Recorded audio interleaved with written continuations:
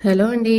ఈరోజు సీరియల్లో జోష్న ఇంకా పారు మాట్లాడుకుంటూ ఉంటారు. జోష్న పారుతో, ఈ ఇంట్లో నేను ఎలా ఉండాలని నువ్వు కోరుకుంటున్నావో అలా ఉండే రోజు తొందరలోనే రాబోతుంది. ఈ వేలం పాట తర్వాత నీ మనవరాలి జాతకమే మారిపోతుంది అని అంటది. అప్పుడు కార్తీక్ గారిని ఒక్కడిని కంట్రోల్ చేయగలిగితే చాలు, అన్నీ కంట్రోల్ అయినట్టే అని పారు అంటది.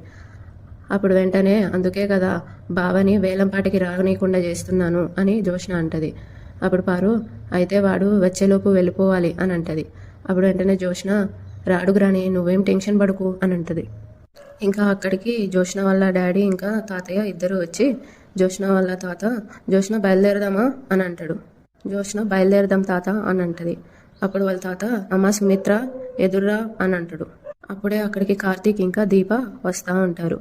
వాళ్ళని చూసి పారు చిన్నగా వాళ్ళు వచ్చేసారే అని అంటది. పారు చెవులో రాని నేను తప్పిస్తానుగా అని జోష్న అంటది. సుమిత్ర అక్కడికి వచ్చి ఎదురురాబోతుంది. అప్పుడు జోష్న 1 minute తాత, నేను అమ్మ దగ్గర బ్లెస్సింగ్ తీసుకోవాలి అని అంటది. మమ్మీ, లోకం ఎలా ఉందంటే ఒకడు గెలవాలని ట్రై చేస్తూ ఉంటే 100 మంది వాడిని ఓడియడానికి ట్రై చేస్తూ ఉంటారు, కానీ గెలిచిన తర్వాత ఎవరూ ఏమీ చేయలేరు. సో ఇక్కడ గెలిచిన వాళ్ళకంటే గెలుపు కోసం ప్రయత్నించే వాళ్ళకే శత్రువులు ఎక్కువ. నీలాంటి తల్లి ఆశీర్వాదం ఉంటే ఎలాంటి శత్రువునైనా పోరాడి గెలవగలను అని అంటది. నన్ను ఆశీర్వదించు మమ్మీ అని తన కాళ్ళ మీద పడుతుంది. అప్పుడు సుమిత్ర, నువ్వు కోరుకున్నవన్నీ జరగాలని నిన్ను ఆశీర్వదిస్తున్నానమ్మా అని అంటది. అప్పుడు సుమిత్ర, జోష్న లేచి, థ్యాంక్ యూ మమ్మీ, నువ్వు ఈ మాట అనగానే ఏదో సాధించినంత ఆనందంగా ఉంది అని అంటది.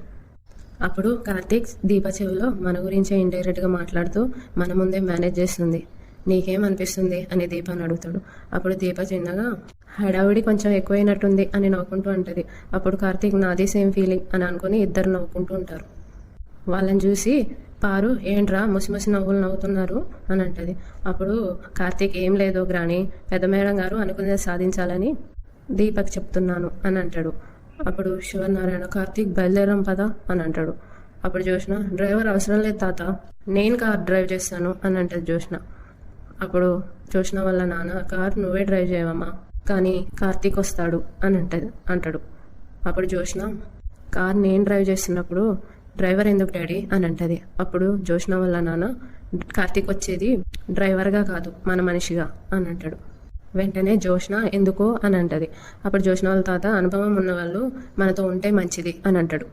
వెంటనే జోష్న, నేనున్నా కదా అని అంటది. అప్పుడు జోష్న వాళ్ళ తాత, వాడు ఉంటాడు అని అంటే మళ్ళీ జోష్న, నా మీద నమ్మకం లేదా తాత అని అంటది. అప్పుడు జోష్న వాళ్ళ నాన్న, కార్తీక్ మనతో వస్తే నీ మీద నమ్మకం లేనట్ట అని అంటాడు.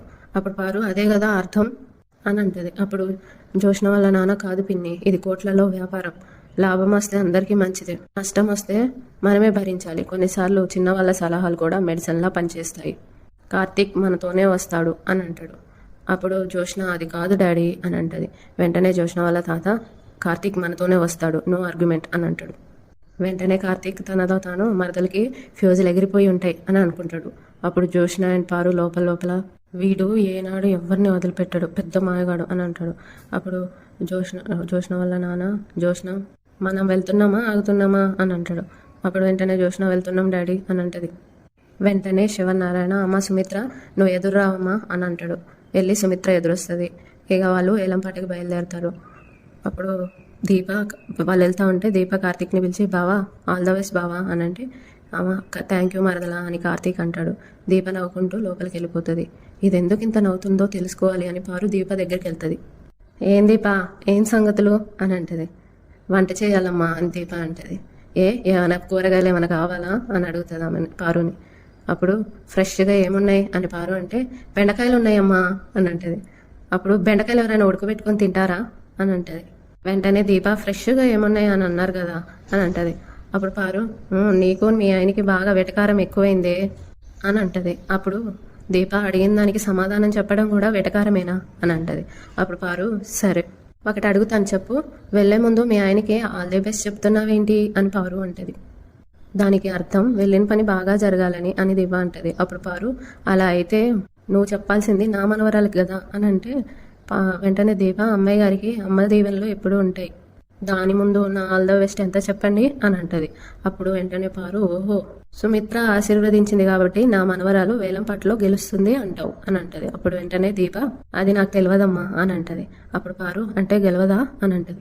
వెంటనే దీప అది కూడా నాకు తెలియదమ్మా అని అంటది. అప్పుడు పారు మరి సుమిత్ర ఆశీర్వాదానికి అర్థం ఏంటి అని అంటది. అప్పుడు దీప తల్లెప్పుడు బిడ్డల క్షేమమే కోరుకుంటది అని అంటది. అప్పుడు పారు అలా అయితే నా మనవరాలు ఈరోజు గెలిచినట్టే, నా మనవరాలు కోరుకున్నదే జరగాలి అని అంటది. అప్పుడు దీప క్షేమం అంటే ఎదుటివారు అవతల వాళ్ళ కోరికలు తీరడం కాదు, బాగుండడం అని అంటది. అప్పుడు పారు గెలిస్తేనే కదా కోరికలు బాగుండే అని అంటది. అప్పుడు దీప అది నాకు తెలియదమ్మా అని అంటది. పోనీ మీ బావ ఎందుకు వెళ్ళాడో చెప్పు అని అంటే అది నాకు తెలియదమ్మా అని అంటది. వెంటనే పారు ఇంతకీ నా మనవరాలు వేలంపాటలో గెలుస్తుందంటవా ఓడిపోతుందంటవా అని అడుగుతుంది. అప్పుడు దీప నాది గెలుపోటమిల్ని నిర్ణయించే స్థాయి కాదమ్మా అని అంటది. అప్పుడు పారు నవ్వుతూ నీ స్థాయి ఏందో నాకు తెలుసు కానీ మీ బావ ఎందుకు వెళ్ళాడో తెలుసా, నేను వెళ్ళాను కాబట్టి జోష్న పాడింది గెలిచింది అని చెప్పడానికి అని అంటది.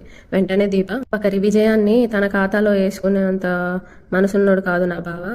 మా బావ ఎందుకు వెళ్ళాడంటే తను వెళ్ళినప్పుడు అక్కడ ఏ చెడు జరగదని తన నమ్మకం అని అంటుంది. వెంటనే పారు నా మనవరాలు గెలుస్తుందని మీ అందరికీ కుళ్ళు, దాన్ని ఓడిచ్చేస్తే మీ బావని కంపెనీకి సీఈఓ చేయాలని నువ్వు దశరథ్ని కాకాపడుతున్నావని నాకు తెలుసు. పాపం దశరథ్ చెల్లి గురించి చెల్లి కొడుకు గురించి తప్ప కూతురు గురించి ఏం ఆలోచించట్లేదు అని అంటది. వెంటనే దీప ఎవరి కుటుంబం గురించి వాళ్ళు ఆలోచించుకుంటారులేండి అని అంటది. అప్పుడు పారు ఇదిగో నువ్వు అన్నదే నిజమైతే ఈరోజు నా మనవరాలు గెలిచి ఇంటికి వస్తుంది, దిష్టి తీయడానికి ఎర్ర నీళ్ళతో సిద్ధంగా ఉండు అని దీపానంటే సరేనమ్మా అని దీప అంటది. నేను ఎవరికైనా మంచి జరగాలని కోరుకుంటాను అని అంటది. ఇంకా అటు కార్తీక్ వాళ్ళు వేలంపాటకి వెళ్తారు. అప్పుడు అందరు కార్ దిగి వెళ్తూ ఉంటుంటే జోష్న కార్తీక్ని పిలుస్తుంది, బావ నీతో మాట్లాడాలి ఆగు అని అంటది. వాళ్ళిద్దరు వెళ్ళిపోతారు ముందుకి. అప్పుడు జోష్నకి ఫోన్ వస్తుంది, ఫోన్ మాట్లాడుతూ ఉంటుంది. నాతో మాట్లాడాలని చెప్పి ఫోన్ మాట్లాడుతుంది ఏంది, క్రెడిట్ అంతా నేను ఎక్కడ తీసుకుంటానో భయపడుతున్నదేమో అని అనుకుంటాడు కార్తీక్ లోపల. అయినా వాల్యూ లేని ప్రాపర్టీకి ఎవరు పోటీకి వస్తారులే అని అనుకుంటూ ఉంటాడు. అప్పుడే వేరే అతను కారులో నుండి దిగుతాడు. అతనికి అందరూ వెల్కమ్ చెప్తూ ఉంటారు. అతను శివనారాయణ ఇంకా దశరథ్ ముందుకు వస్తూ ఉండి ఎదురుపడతాడు. అతన్ని చూసి దశరథ్ సడన్గా షాక్ అయ్యి ఆగిపోతాడు. అప్పుడు శివనారాయణ ఏమైందిరా అని అడుగుతాడు. భైరవ్ వచ్చిండు నాన్న అటు చూడు అని అంటాడు. ఆ కొత్త అయిన వాళ్ళ పిఏ సార్ శివనారాయణ ఇంకా వాళ్ళ అబ్బాయి వచ్చారు అని అంటే అతను కూడా వీళ్ళ వైపు చూస్తాడు. శివనారాయణ అతని వైపు కోపంగా చూస్తూ ఉంటాడు. అతని దగ్గరకు వచ్చి నమస్తే శివనారాయణ గారు అని అంటాడు. వెంటనే శివనారాయణ నమ్మించి మోసం చేసిన వాళ్ళు ఎదురుపడి నమస్కారం పెడితే ఆ నమస్కారం కూడా సంస్కారాన్ని మర్చిపోతుంది అని అంటాడు. కొంతమందికి ఎంత దూరం ఉంటే అంతే మంచిది అని అక్కడ నుండి వెళ్ళిపోతూ ఉంటారు. అప్పుడు ఏం దశరథ, మీ నాన్నకి నా మీద ఉన్న కోపం పోనట్టుంది అని అంటాడు. అప్పుడు దశరథ ఆయనకి మొదటి నుండి ఒకటే పద్ధతి, చెడ్డ వాళ్ళకి దూరంగా ఉండాలని అనుకుంటాడు అని అంటాడు. అప్పుడు అతను బిజినెస్లో పార్ట్నర్షిప్ కుదరక మనమిద్దరం విడిపోయాం కానీ మనమిద్దరం గుడ్ ఫ్రెండ్స్ అని అంటాడు. అప్పుడు దశరథ మనమిద్దరం విడిపోయింది పార్ట్నర్షిప్ కుదరగా కాదు, నువ్వు చేసిన మోసం బయటపడి అని అంటాడు. మన ఇద్దరి మధ్య ఉన్న ఫ్రెండ్షిప్ 10 ఏళ్ల కిందే చచ్చిపోయింది. కానీ నీ గురించి అక్కడక్కడ వింటూనే ఉన్నాను. ఇల్లీగల్ బిజినెస్లు, దుబాయ్లో నువ్వు దొరికిపోవడం అన్నీ వింటూనే ఉన్నాను. అక్కడ అన్నీ సర్దుకొని పారిపోయి మళ్ళీ ఇండియాకి వచ్చి మళ్ళీ ఇక్కడ స్టార్ట్ చేసావు. ఇప్పుడైనా ఏ మోసం ఎవరిని చేయకుండా కుదురుగా ఉండు, మంచిగా బిజినెస్ చేసుకో అని అంటాడు. నా గురించి బాగానే తెలుసుకున్నావు అనమాట అని వాళ్ళ ఫ్రెండ్ అంటాడు. అప్పుడు దశరథ అంతలా మోసపోయా కదా అని అంటాడు. శత్రువు మీద కన్నేసి ఉంచడం మనకే మంచిది అని అంటాడు Dashrath. Sorry my dear friend, నేను నీకు శత్రువుని కానీ నువ్వు మాత్రం నాకు ఫ్రెండ్వే. ఇండియా రాగానే నీ గురించి కొన్ని తెలుసుకున్నానులే. ఇప్పుడు నీ బిజినెస్లన్నీ మీ అమ్మాయే చూసుకుంటుందంటగా, అప్పుడే బాధ్యతలు పిల్లలకి ఇచ్చేసావా అని అంటాడు. అప్పుడు దశరథ్ వ్యక్తిగత విషయాలు నేను బయట వాళ్ళతో మాట్లాడను అని అంటాడు. అప్పుడు వాళ్ళ friend I know, okay Dashrath, leave it, నాకైతే నిన్ను మీట్ అవ్వడం చాలా హ్యాపీగా ఉంది అని అంటాడు. అప్పుడు దశరథ్ నాకైతే చాలా ఇబ్బందిగా ఉంది అని అంటాడు. అప్పుడు వాళ్ళ ఫ్రెండ్ వేలం పాటలో ఓడిపోతే చాలా ఇబ్బందిగా ఉంటుంది అని అంటాడు. అప్పుడు దశరథ్ గెలుపోటములు ఏ ఒక్కరూ నిర్ణయించలేరు, అవి కర్మ ఫలితాలు అని అంటాడు. అప్పుడు వాళ్ళ friend you know one thing, ఒక మంచి ఫ్రెండ్ ఎలా ఉండాలి అంటే నేను నిన్ను చూపిస్తా అని అంటాడు. అప్పుడు దశరథ్ ఒక మనిషి ఎలా ఉండకూడదు అంటే అప్పుడు నేను నిన్ను చూపిస్తాను అని అంటాడు.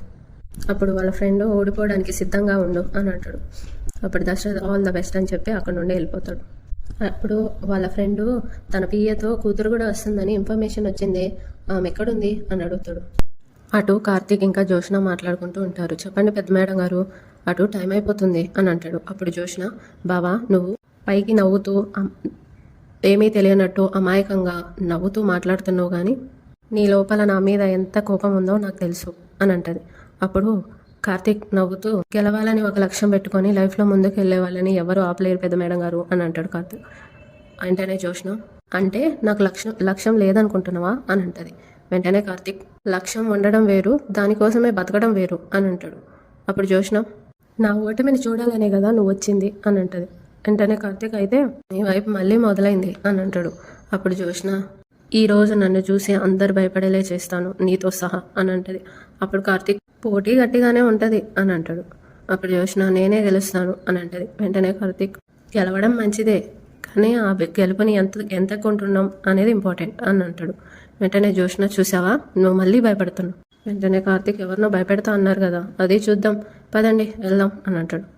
వాళ్ళిద్దరు వెళ్తూ ఉంటే దశరథ్ వాళ్ళ ఫ్రెండ్ చూసి హాయ్ జోష్న అని అంటాడు. జోష్న మీరు అని అంటది. ఐఎమ్ వైరా గ్రూప్ ఆఫ్ ఇండస్ట్రీకి ఎండీని, నేను నీకు తెలియకపోవచ్చు, నేను మీ నాన్నగారి స్నేహితుడిని అని అంటాడు. అప్పుడు వెంటనే కార్తీక్ మేడం మనకి టైం అవుతుంది వెళ్దాం పదా అని అంటాడు. జోష్న నువ్వు వెళ్ళు నేను వస్తాను అని అంటది. అప్పుడు వాళ్ళ డాడీ వాళ్ళ ఫ్రెండ్ ఎవరతను ఎక్కడో చూసినట్టుంది అని అంటాడు. వెంటనే జోష్న మీరు వచ్చింది నా గురించా అతని గురించా అని అంటది. కార్తీక్ అక్కడే నిలబడి వింటూ ఉంటాడు వెనక్కి చూసుకుంటూ. దశరథ్ వాళ్ళ ఫ్రెండ్ ఆఫ్ కోర్స్ నీకోసమే వచ్చాను. 10 years బ్యాక్ నేను దశరథ్ ఇద్దరం కలిసి బిజినెస్ చేసేవాళ్ళం, కానీ బ్యాడ్ లక్ నేను వదిలేశాను, మళ్ళీ స్టార్ట్ చేస్తున్నాను ఈ హోటల్ని వేలంలో కొంటూ అని అంటాడు. అప్పుడు జోష్న మీరే గెలుస్తామని ముందుగా చెప్తున్నారా అని అంటాడు. అప్పుడు అతను నవ్వుతూ మీకు ఓటమి అలవాటే కదా అని అంటాడు. వెంటనే జోష్న మిస్టర్ అని అంటది. అప్పుడు అతను sorry Joshna but this is fact అని అంటాడు. మీ రెస్టారెంట్ గ్రాఫ్ పడిపోవడానికి మీరే కారణమని విన్నాను అని అంటాడు. అప్పుడు కార్తీక్ తనలో తను ఇలా అనుకుంటూ ఉంటాడు, అన్నీ తెలిసినట్టే మాట్లాడుతున్నాడు, మావయ్య ఫ్రెండ్ అంటున్నాడు, ఇతని గురించి నాకు తెలియనే అని అనుకుంటాడు. దశరథ్ వాళ్ళ ఫ్రెండ్ నేను ఇలా మాట్లాడడానికి కారణం ఏంటంటే నష్టాల్లో బిజినెస్ని ఎన్ని రోజులని రన్ చేస్తారు, ఇఫ్ యూ డోంట్ మైండ్ మీ రెస్టారెంట్లని నేను టేక్ ఓవర్ చేస్తాను, లీజ్కి ఇచ్చినా పర్లేదు, ఇన్ కేస్ మీరు రెస్టారెంట్ అమ్మాలనుకున్నా ఏం పర్లేదు నేను తీసుకుంటా అని అంటాడు.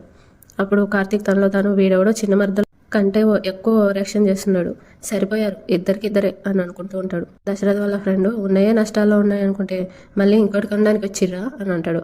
అప్పుడు జోష్న బెదిరిస్తున్నావా అని అంటది. అప్పుడు ఆయన నేను తుఫాన్ లాంటి దేన్నైనా నాశనం చేయగలను అని అంటాడు. అప్పుడు వెంటనే జోష్న తుఫాన్కి చెట్లు కదులుతాయేమో పర్వతాలు కాదు అని అంటది. వెంటనే కార్తీక్ అబ్బాబ్బా ఏం డైలాగ్ చెప్పా మరదలా, దీనికైతే ఏం తక్కలేదు, ఈడైతే మా పాడు కంటే దరిద్రంగా ఉన్నట్టున్నాడు, పిలిపించి మరీ దొబ్బించుకుంటున్నాడు అని అనుకుంటాడు. దశరథ్ వాళ్ళ ఫ్రెండ్ సరే నువ్వు చెట్టు పర్వతాన్ని చూస్తాను కదా అని అంటాడు. సరే సిద్ధంగా ఉండు అని జోష్న అంటది. ఆల్ ది బెస్ట్ అని అతను అంటాడు. కంగ్రాచులేషన్స్ చెప్పడానికి రెడీగా ఉండు అని జోష్న అంటది. ఇక అందరు లోపలికి వెళ్ళిపోతారు.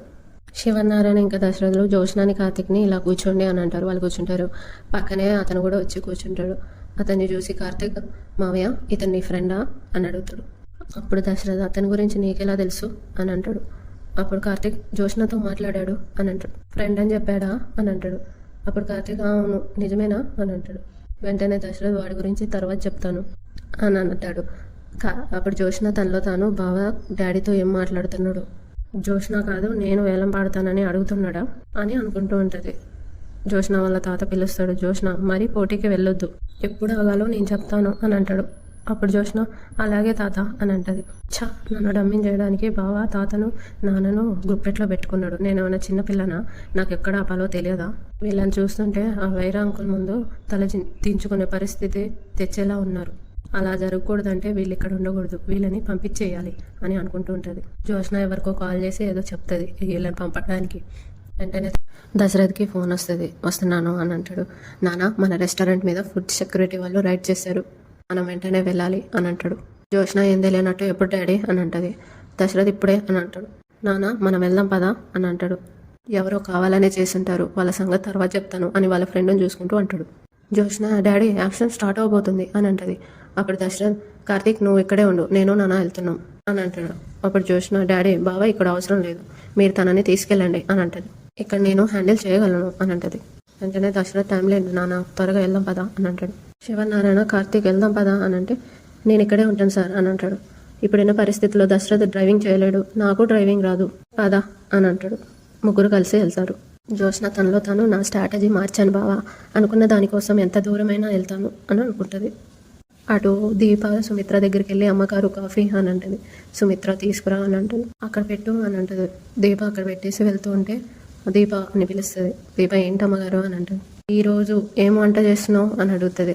మీరు చెప్పండి అమ్మా అని అంటుంది. మీరేం వండమంటే అది వండుతాను అని అంటుంది. అప్పుడు సుమిత్ర చాలా రోజుల తర్వాత నాకు చాలా ఆనందంగా ఉంది, ఈరోజు నచ్చిన వంట నా కూతురుతో కలిసి కడుపు నిండా తినాలని ఉంది అని అంటుంది.